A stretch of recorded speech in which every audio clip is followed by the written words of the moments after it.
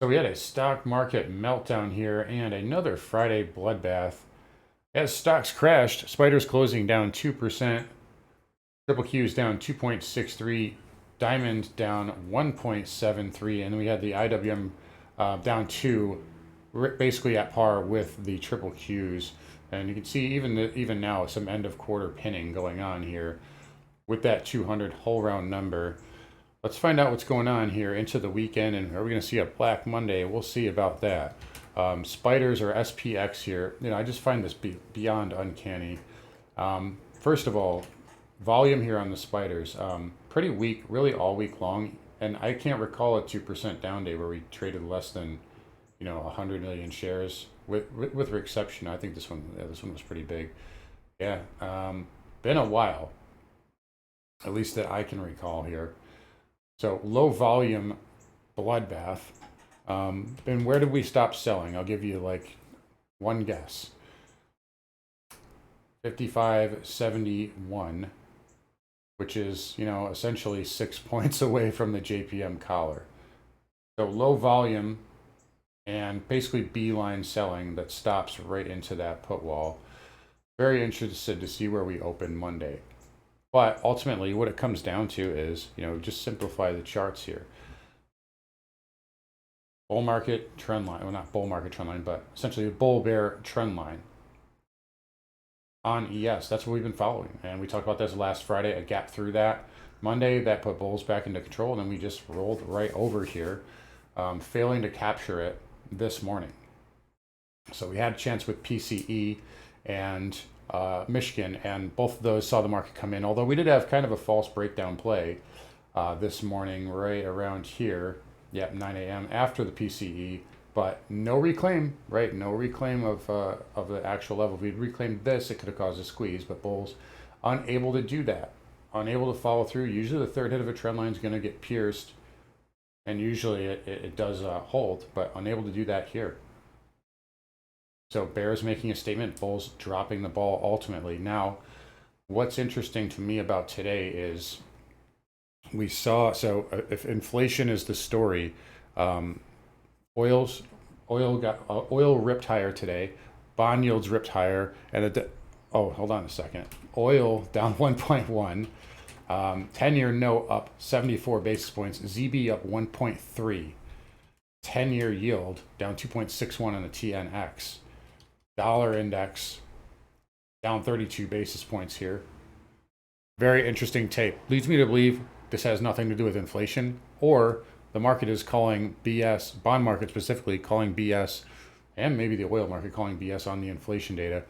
Maybe the risk is in the opposite direction, or less likely, I think it's just bond shorts covering.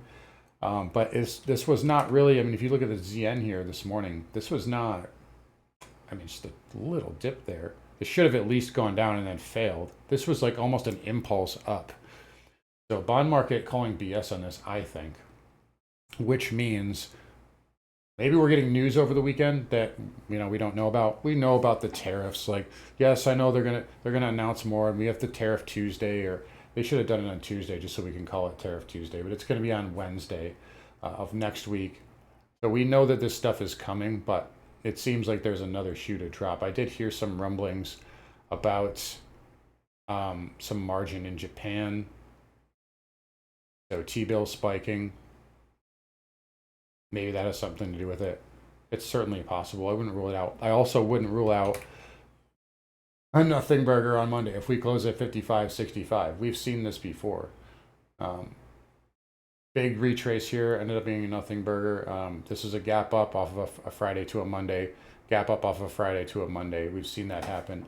I'm not giving the bulls anything though. So they have to still prove everything here.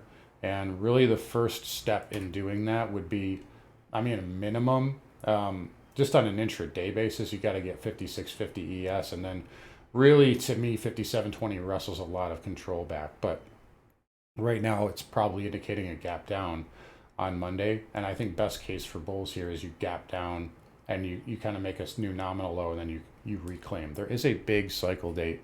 If you know your GAN, you know what I'm talking about, on Monday. And no, it doesn't have to do with options. It doesn't have to do with end of quarter. It doesn't have to do with the JPM collar, although it happens to be on the same day. That's just the date. That's just the calculation. So we'll be looking for some sort of a pivot there. But again, it doesn't really matter. We don't, when we look for pivots here, we need price to confirm. Cycles are good. They're great. And even options market cycles, like OPEX cycles, as we've talked about, they're great. We knew that this could be a pocket of weakness. That's why we sold, pretty much all our spec longs up here. And only held anything I was going to hold during a drawdown, like gold and ExxonMobil, which we'll talk about gold in a minute. But you still need confirmation, right? There's been plenty of OPEX cycles that have failed. There's been plenty of GAN cycles that fail, fib cycles that fail. Need confirmation. And right now, bulls are failing at every single attempt here. So that's the bottom line here. Back below that trend line, there's weakness there. You can, we can go and talk until we're blue in the face about, divergences. Yeah, if we push down Monday, we'll probably get an RSI divergence in the daily. My Momo algo is still the one that I follow is actually still positive, quite positive. So you never know. You can get these fake outs, and again, we'll find out with Monday's close. If they gap us down, they sell us off, and then we close back at 55.65. It would be typical, but like Lucy with the football. But in any case, here, good sell. No, not good volume. But spiders down. Was an interesting stay. There was not a lot of open interest on hedges, specifically the right tail. So we kind of got filled out to 555. Yeah, next area is 550. And I think previously I was talking about 540 as good support. I would probably move that down a little bit just because we've bounced. Now, it was a little frustrating for me because you guys know I had the target here, and you have your system. It works for you for 8-9 times out of 10, and then sometimes the 2 out of 10 it doesn't work. But you had the measured move here, right? It's clear as day, and it's lining up basically almost exactly with a 50% fib. So looking for this area to get filled out, and it didn't. But nonetheless, we have bounced, almost 300 points off the low. So I would say 54 is a little bit more minor now. I would look a little bit lower than that. If we're coming straight down, that is. So that's what we're looking at right now. Triple Qs here.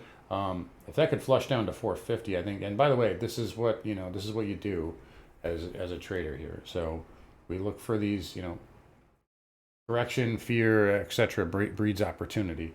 And I know like some people in here think I'm a perma bull or perma whatever. They called me a perma bear in 2022, in which, by the way, just in case you think I'm a perma bull, this was my best year ever, 2022.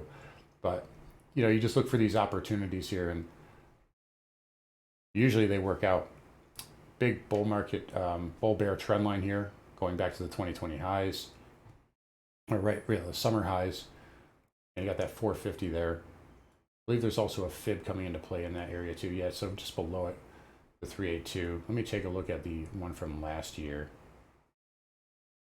To just look at some macro levels here, since we haven't looked at them in a while. Yeah, you're getting close to that with the low from 2023. So anyway, not to spend too much time on that, but this is what you got to do when we get these big moves. IWM, I've got a bounce in today. Again, reason why I say end of quarter, end of month stuff going on. Like, is it such a coincidence that we went down to 200 and then that's where we stopped selling? Probably not. Even some of the scalps here that we got today intraday, 5600, that was an easy one. 555 SPY, that's what having the gamma sheet is so helpful, and having access to these dealer levels, because even in a bloodbath, these longs can still work. But anyway, Dow here down 1.73. This is the only index that has room for higher lows right now. I mean, technically, I guess ES could have a higher low, but it's probably not going to. You see YM there, but the diamond here could have one.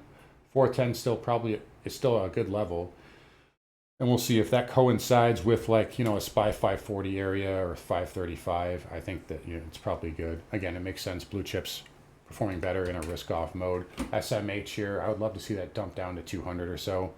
IGV, Closed right on, again, it's holding weekly support. And IGV is going to be really important here. If the semis can't get anything going, this index needs to, this ETF needs to take over.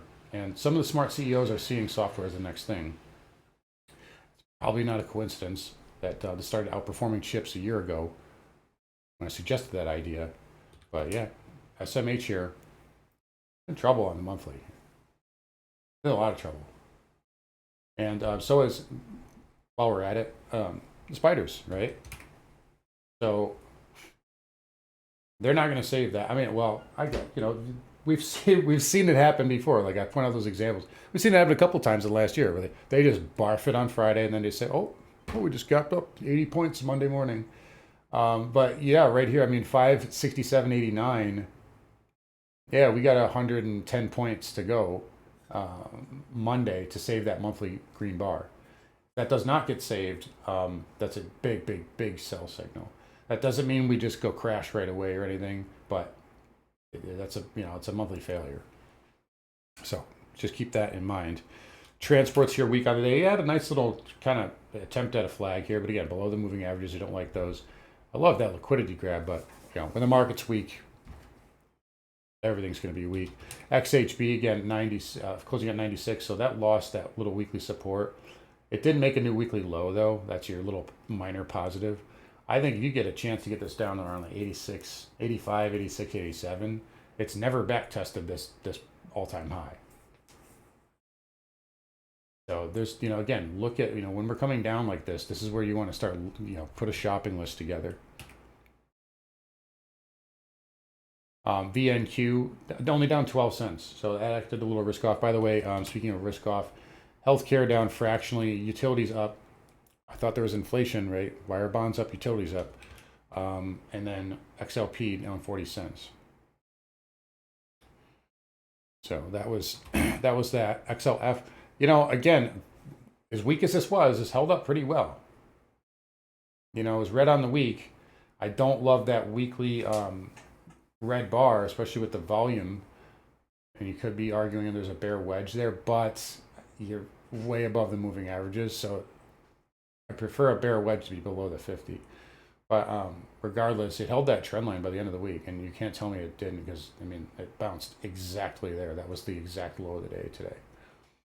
So fins are still kind of the one little thing that bulls have like to rest their head, hang their head on right now. But tech's still weak, semi's weak. There's many other problems that can outweigh that.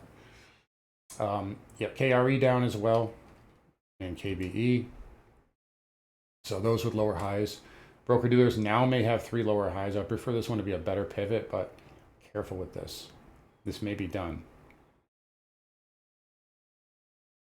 Yeah, watch that monthly. I don't think we're going to close below that on Monday. Maybe we do. But if we do, that's also that confirm that blow off top. Oil here down 75 cents. Again, why? It can still consolidate though and go higher. XLE held up, down 44 cents. But again, safe havens, right? Exxon, Chevron, they pay big fat dividends. And energy usually sees money flow when what? Tech sells off. We talked about this back in December. And what's been the best performing sector of the whole market? It has definitely been energy. Reason why I was not worried about holding Exxon during a drawdown.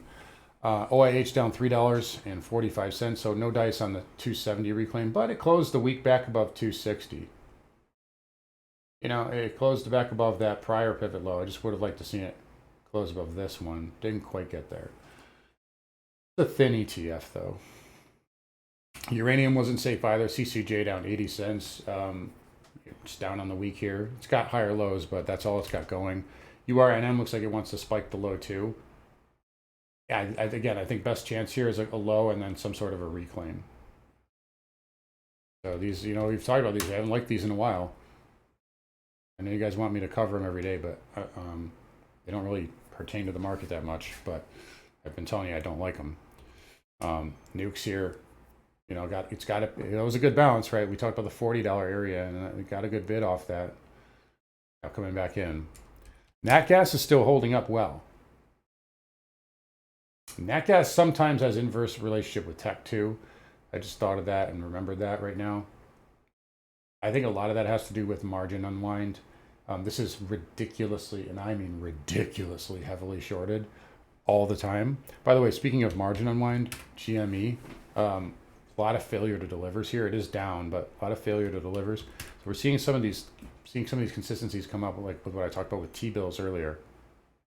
That said, nat gas, again, we talked about the top, we warned about it, but if this does what? If it consolidates, it can go higher. It can go to 5, it can go to 6. Nat gas can go way higher than you think. So be careful. This pattern's not bad. In fact, you can almost make a case, right? I don't know, maybe we should draw that again here. Yeah, let's just do it like a flag, right? But you get the idea. So careful. Dollar index down 32 basis points. Nothing really that spectacular or terrible. Trend is still down, but I'm still optimistic this can get more of a bounce here. Dollar yen. Here's another thing for bulls. It was down today, but it didn't break down. So, I mean, you still have a bull inside bar here above the inverse head and shoulder neckline. So this can still come back up at face value. I sold the rest of my gold today. I know it's going to make everybody upset, but I mean, I don't really care. Yeah, so we filled out my measured move here, right? I told you about Goldman. They are one of the best fades, especially when it comes to commodities. And so raising their price target yesterday, I mean, I just can't. I just can't. But yeah, I mean, there it is, 3087, 3086, you know, approximately 3090. These are pretty much perfect, you know, measured moves the entire time. So, yeah, does that mean it's going to crash now? Does that mean it's a short? No, but I think it's getting a little top heavy. And here's a little freebie for you. GLD may still go to 290. So that's where that can still possibly go to, I think. I did sell my UGL though that I've had since 93. And that was a really good trade for us this year. Silver can still make new highs though. Silver likely will make new highs. I'm still holding silver. So I think it's still going to 38. But Aaron, how can that be? Because they're not always the same, and silver usually has its peak after gold. So I think gold, you know, at some point, let's just say it goes like this, it pulls back. It'll either do something like that, or the lower high, or a slight nominal high, where silver will maybe, you know, pull back, but then it'll go way up, right? So they will trade positively in a positive correlation. But my prediction here is that gold is about to be topped out and silver is got another peak. Who cares about platinum and palladium? They don't do anything. Copper here holding through double top, but it's holding this inside bar right now. Again, I told you to watch out because this might come back up one more time. I'm not playing that. I'm just saying that that's a pattern that I've seen repeat 100 times. But it is top heavy. Bitcoin is also getting smacked, as you'd imagine, lower highs here. And on the weekly, you still have a very nice level down here at the previous all-time high. If that can get hit, it's still holding the weekly 50. But if this consolidates, I don't like that level as much. So if I'm going to buy that, I want to see it come down quickly, like soon, which is possible. So we'll keep it simple there. I haven't played crypto in a minute. For a reason. So again, spiders here down 2%. Probably, I wonder if they filled a lot of short puts there. They kept it below 555. I knew they were going to do that by the end of the day there. Yeah, see, notice how they pushed it down after it's 428 right now. And notice how they pushed it down after the SPY and QQQ options market close. I wonder if they wanted to fill those. Probably did. But anyway, whoops, there's a new chart for you. But anyway, yeah, we'll see what we get Monday. We'll see where we close. It'll be damned if we close at 55.65 though. But right now, again, bear control until proven otherwise, and that's really been the case ever since we broke through that trend line there yesterday, early this morning. So anyways, guys, I'll wrap up here again. You guys take care. Don't forget to come find me on carnivoretrades.com. See you guys all on Monday.